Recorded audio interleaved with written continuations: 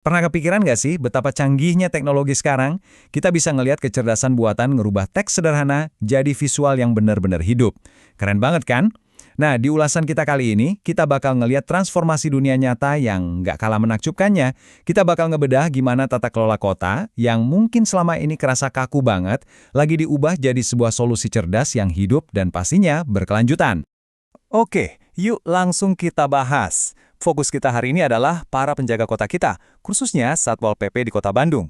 Jujur aja, kalau dengar kata Satpol PP, apa sih yang pertama kali lintas di pikiran Anda? Mungkin petugas yang kaku, galak, atau sekedar penindak aturan di lapangan, ya kan? Tapi bersiaplah, karena ulasan ini bakal ngerubah pandangan Anda 180 derajat. Kita bakal ngelihat gimana mereka ini lagi bertransformasi jadi The Smart Guardians. Dari yang tadinya cuma penegak aturan biasa, sekarang jadi pemecah masalah masa depan yang super strategis. Ini benar-benar sebuah evolusi yang luar biasa.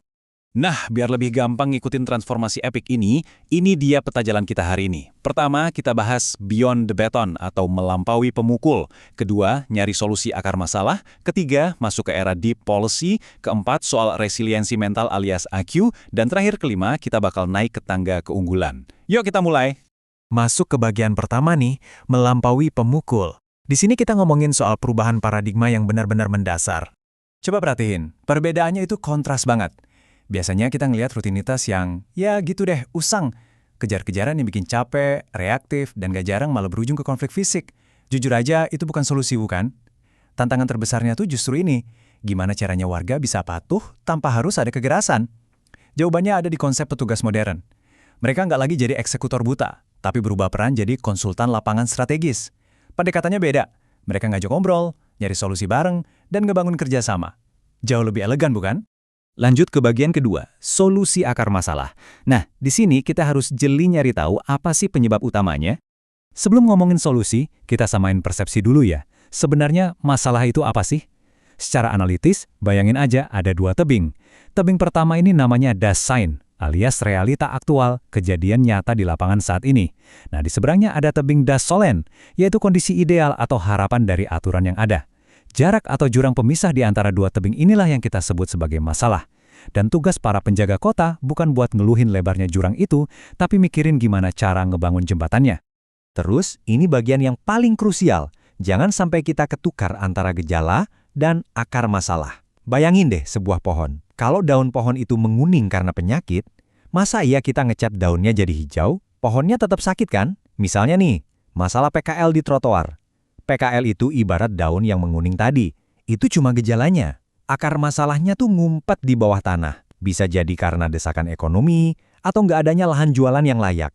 Jadi, solusi yang benar-benar permanen itu cuma bisa kejadian kalau kita berani nyabut masalah langsung dari akarnya. Matriks ini makin memperjelas poin tadi. Ngurusin gejala itu sifatnya super reaktif, kayak pemadam kebakaran aja. Datang pas ada api. Solusinya ya cuma kayak nempelin plaster luka. Cepat atau lambat pasti kambuh lagi. Tapi sebaliknya, kalau kita mau ngebongkar akar masalah, emang butuh investigasi ekstra dan tindakan yang proaktif.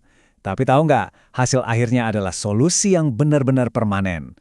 Jadi kesimpulannya, kinerja yang benar-benar hebat itu baru bisa dimulai waktu kita berhenti cuman ngurusin gejalanya doang. Oke, sekarang gimana cara ngebongkar akarnya? Kita bahas di bagian ketiga, era deep policy atau pemahaman mendalam. Jadi, apa sih deep policy itu? Ini tuh semacam lompatan intelektual. Nggak cuma sekedar asal ngejalanin prosedur atau SOP. Ini adalah pendekatan berbasis analisis yang benar-benar mikirin dampak jangka panjang dan filosofi dibalik kenapa sih aturan itu dibuat. Target utamanya keren banget.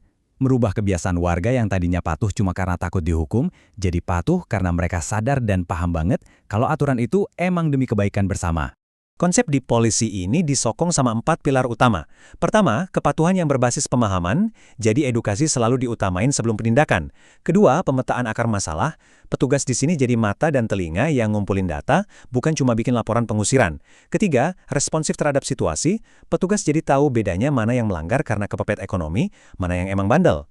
Dan pilar keempat, ngebangun kepercayaan sosial lewat tindakan yang humanis. Kalau kita bandingin hasil penindakan biasa sama di polisi, bedanya jauh banget loh. Penindakan biasa tuh nganggap warga cuma sebagai objek, ujung-ujungnya main kucing-kucingan yang nggak ada habisnya. Hari ini ditertibkan, besok nongkrong lagi. Tapi di polisi beda, warga diajak jadi mitra. Lewat analisis dan dialog, tujuannya itu nyari kepatuhan yang awet. Pas akarnya udah ditangani, pelan-pelan pelanggaran bakal turun drastis, jauh lebih cerdas dan masuk akal kan? Terus buat ngejalanin itu semua butuh mental kayak apa? Nah, ini kita bahas di bagian keempat, resiliensi mental alias adversity quotient atau EQ. Di lapangan yang penuh tekanan dan kaos, punya IQ tinggi atau EQ yang bagus ternyata kadang nggak cukup. Kita butuh yang namanya AQ. Gampangnya, ini tuh kecerdasan mental buat ngadepin masalah, sanggup bertahan, dan hebatnya lagi, bisa ngerubah tekanan yang berat itu jadi peluang untuk sukses. Coba bayangin EQ ini tuh kayak mesin mental yang terpasang di kepala petugas. Tekanan dari masyarakat, omelan di jalanan, situasi yang gak karuan, itu semua ibarat hantaman keras. Tapi buat mereka yang punya EQ tinggi, energi negatif itu diserap dan diproses. Persis kayak proses batu bara yang ditekan habis-habisan sampai akhirnya berubah jadi berlian yang berkilau. Mereka nggak hancur karena tekanan, justru mereka nemuin jalan keluar yang brilian gara-gara tekanan itu. Waktu ngadepin rintangan, manusia tuh biasanya kebagi jadi 3 tipe. Ada quitters, nah ini yang gampang banget nyerah di awal. Terus ada campers, mereka ini mau berjuang sedikit, tapi terus berhenti bangun tenda karena ngerasa udah nyaman atau takut ambil risiko lebih jauh. Tapi untuk jadi Satpol PP yang sejati, mereka harus ada di level climber, sang pendaki. Mereka ini pantang nyerah, gigih banget, dan selalu bisa ngelihat peluang buat bikin kota jadi lebih baik, seberat apapun tantangannya.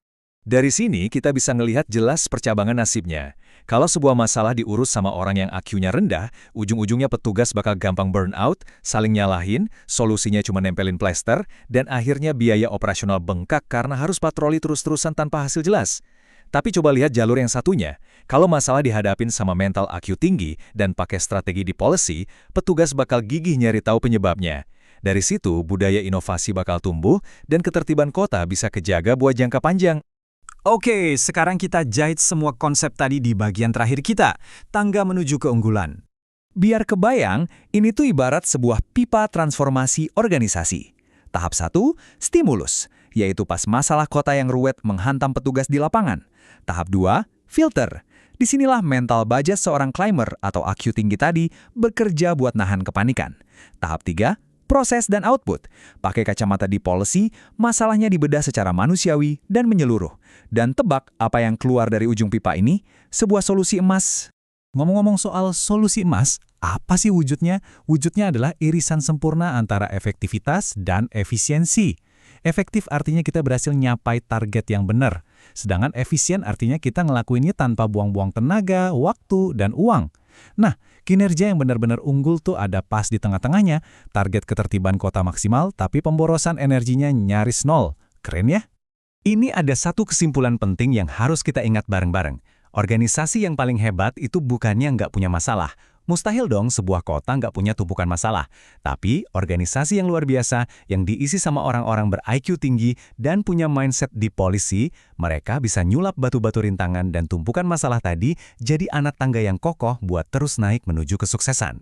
Jadi di akhir ulasan ini, saya mau ngajak Anda mikir satu pertanyaan krusial ini.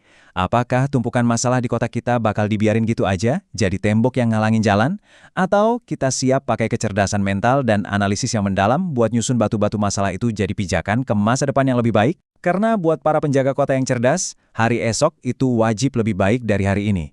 Terima kasih udah ngikutin pembahasan kali ini. Tetap kritis dan sampai jumpa di ulasan menarik kita selanjutnya.